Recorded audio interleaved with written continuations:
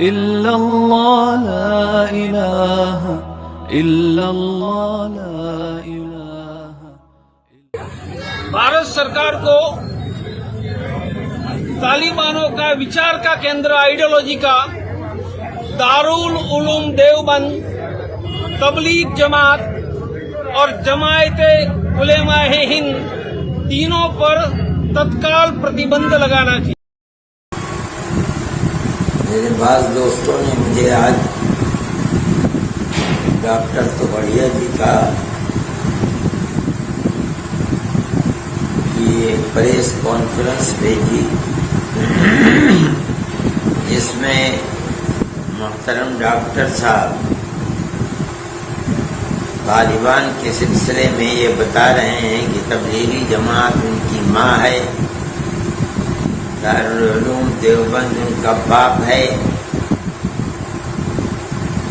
और उन्होंने ये मुतालबा किया है कि तबलीगी जमात को, दारुल उलूम देवबंद को और जमीयत उलमा को बंद किया जाए. ये नहीं उन्होंने बताया कि जमीयत उलमा हिंद से तालिबान का रिश्ता क्या है. आया जमीयत उलमा हिंद उनका चचा है, ताया है, मामू है, खालू है, कौन है ये नहीं बताया. लेकिन मुझे हैरत हुई कि तालिबान को तबलीगी जमात से जोड़ा गया. तबलीगी जमात तो एक ऐसी जमात है जो ऐसी धार्मिक जमात है कि वो अगर कोई काम कर रहे हैं तो जो बात बताते हैं वो ज़मीन के नीचे की होती है कि मौत के बाद तुझे किस चीज़ का जवाब देना होगा और तू अपने कब्र के अंदर किस तरह चैन और सुकून से रह सकेगा. और या आसमान के ऊपर की बात बताते हैं कि मौत के बाद तू किस तरह जन्नत में पहुंच सकता है और किस तरह जहन्नम से बच सकता है. बाकी इसके अलावा उन्हें कुछ भी पता नहीं दुनिया में क्या हो रहा है और न वो अपने आप को दुनिया के झगड़े में डालते हैं. तालिबान से उनका रिश्ता और संबंध कैसे जोड़ दिया डॉक्टर साहब ने, मुझे हैरत हुई. दूसरी बात यह है कि दारुल उलूम देवबंद को ये कहते हैं कि बंद कर दिया जाए. मैं ये यकीन करता हूँ कि दारुल उलूम देवबंद की तारीख से डॉक्टर साहब बिल्कुल नावाकिफ़ हैं, उन्हें कुछ पता नहीं है. मैं बताता हूँ कि दारुल उलूम देवबंद तो सन 1866 में जब बना है, जब 1857 का जिहाद जिसमें हिंदू और मुसलमान दोनों शरीक थे उसमें नाकामी हो गई. और ख़ास तौर पर जो मुसलमानों के मुजाहिद थे और जंग कर रहे थे गुलामी के खिलाफ, उनको चुन चुन कर दिल्ली के अंदर फांसी दे दी गई. 33,000 उलमा को दिल्ली के अंदर कत्ल किया गया और लाल किले से लेकर के जामे मस्जिद तक जो दरख्त थे उन पर उनको लटका दिया गया. उसके बाद दारुल उलूम देवबंद को बनाया गया. दारुल उलूम देवबंद के बड़े बड़े सपूतों ने लोहा लिया है अंग्रेजी हुकूमत का. डॉक्टर साहब नहीं जानते कि हजरत शेखुल हिंद मौलाना महमूद हसन यहीं से पढ़ कर के निकले थे, जिनको मिस्टर मिस्टन ये कहा करता था कि अगर शेखुल हिंद को जलाकर राख कर दिया जाए तो उसकी राख से भी अंग्रेज की दुश्मनी की बू आएगी. वो आदमी ऐसा है कि जो माल्टा की जेल तक पहुंच गया और अंग्रेज ने गिरफ्तार करके उनको 7 समंदर पार वहां भेज दिया. माल्टा की जेल के अंदर शेखुल हिंद गए और 4 साल रहे. वो दारुल उलूम देवबंद से पैदा हुए थे. माल्टा की जेल में मौलाना उज़ैर गुल गए, वो दारुल उलूम देवबंद से पैदा हुए थे. हकीम नुसरत हुसैन गाजीपुर के थे, वो गए, वो दारुल उलूम देवबंद के तालिब इल्म थे. और ऐसे तालिब इल्म थे कि वो वहीं मर गए और वहीं उनके कब्र है माल्टा के अंदर. उनसे अंग्रेज ने कहा जब बीमारी लंबी हुई कि हम आपको माफ़ कर देंगे, आप जाए अपने वतन में. उन्होंने कहा कि मुझे मरना मंजूर है, अपने वतन की जिंदगी मंजूर नहीं है कि मैं अंग्रेज से माफ़ी मांग करके यहाँ से जाऊँ. चुनाचे मर गए और वहीं दफन हो गए. मौलाना मदनी दारुल उलूम देवबंद के फालिन हैं, माल्टा की जेल में रहे. मौलाना वहीद अहमद देवबंद के फाजिल हैं, माल्टा की जेल के अंदर रहे. یہ دارالعلوم دیوبند کا کردار ہے.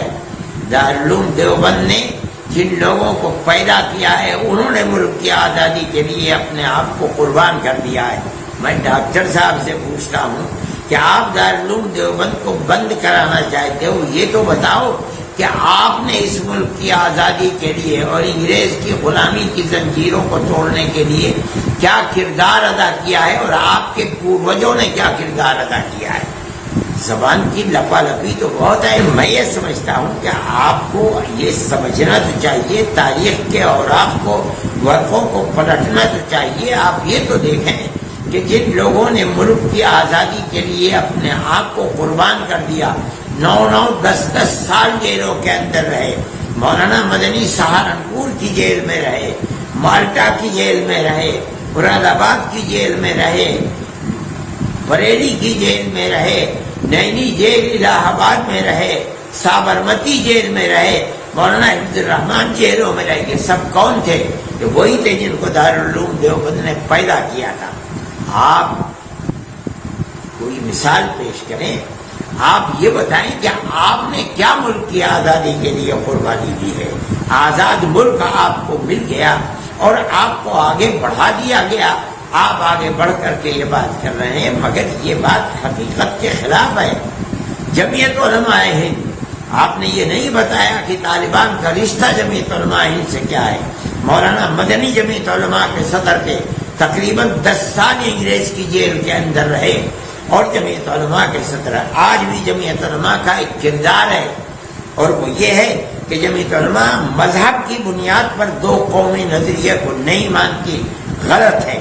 اس ملک کے سب بسنے والے ایک ہی قوم ہیں. جمعیت علماء اس بنیاد کے اوپر جو کام کرتی ہے اس کام کے اندر ہندو مسلم کی کوئی تفریق نہیں ہوتی. ہم آج بھی کام کر رہے ہیں. ہم نے کیرلا کے اندر کام کیا. ایک مکان 4 لاکھ روپے کا بنا ہے. ہم نے ان مکانوں کے اندر کچھ نہیں دیکھا. ہندو ہے تو اس کو مکان بنا کر کے دیا، عیسائی ہے تو اس کو مکان بنا کر کے دیا، مسلمان ہے تو اس کو مکان بنا کر کے دیا. ڈاکٹر صاحب محترم، آپ ثابت کریں کہ آپ نے پیڑت ہندوؤں کے لیے کام کیا ہے تو کئی مسلمان پیڑت مسلمانوں کے لیے کام کیا ہے. آپ نہیں پیش کر سکتے. ہم آج بھی کام کر رہے ہیں. آپ کا یہ بیان بمبئی کے لیے، ہم بمبئی کے اندر کام کر رہے ہیں، کوکن کے علاقے کے اندر. آپ نہیں سمجھتے ہیں ہم نے کتنا کام مسلمانوں کے لیے کیا ہے اور کتنا کام ہندوؤں کے لیے کیا ہے. ہمارے یہاں کوئی تفریق نہیں. ہم نے 33 مکان ہیں جن مکانوں کو ہمیں مکمل بنا کر کے دیا. میں آپ سے کہتا ہوں کہ اس کے اندر سے 15 مکان غیر مسلموں کے ہیں جن کے اندر ہم بنا کر دے رہے ہیں. اس کے اندر 1-2 مکان مرمت کے بھی ہیں، باقی ہم پورے مکان بنا کر کے دے رہے ہیں. ایک مکان کے اوپر خرچ 3.5 سے لے کر کے 4 لاکھ روپے تک ہے. ہمارے نزدیک سب ایک قوم ہے، 2 قومیں نہیں ہیں. یہ آپ کا نظریہ ہے، ہمارا نظریہ تو ایک ہی ہے. یہ کام جمعیت علماء ہند کر رہی ہے. آپ یہ چاہتے ہیں کہ اس دروازے کو بند کیا جائے تو آپ یہ بتائیے کہ کام کرنے کا طریقہ کیا ہے.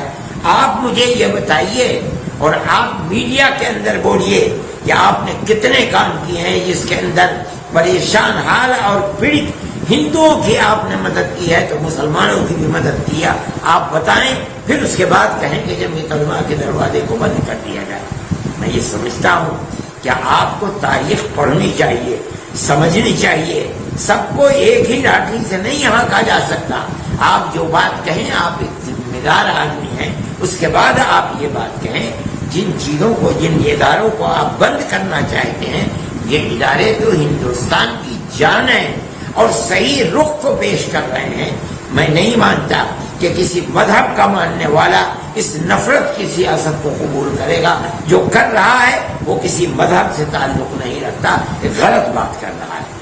میں یہ سمجھتا ہوں کہ آپ کو سمجھ بوجھ کر بات کرنی چاہیے، غلط بات اپنی زبان سے نہ نکالنی چاہیے. میرے دل میں آپ کی قدر ہے، آپ ایک محترم آدمی ہیں. مجھے تکلیف ہوئی کہ آپ جیسے آدمی، شہرت یافتہ آدمی ایسی بات کرے. میں اس بات کو غلط سمجھتا ہوں. میں نے آپ کا ایک دوسرا ویڈیو بھی سنا تھا، ایک صاحب نے مجھے سکھلایا جب موہن بھاگوت جی نے آسام کے اندر یہ کہا کہ ملک کے اندر کوئی تفریق نہیں ہے، ہندو اور مسلمان سب ایک دوسرے سے ملے ہوئے ہیں، ان کے رگوں کے اندر جو خون دوڑ رہا ہے وہ ایک ہی خون ہے، کوئی تفریق نہیں ہے، اس کے اوپر آپ موہن بھاگوت جی کے اوپر کتنا ناراض ہوئے۔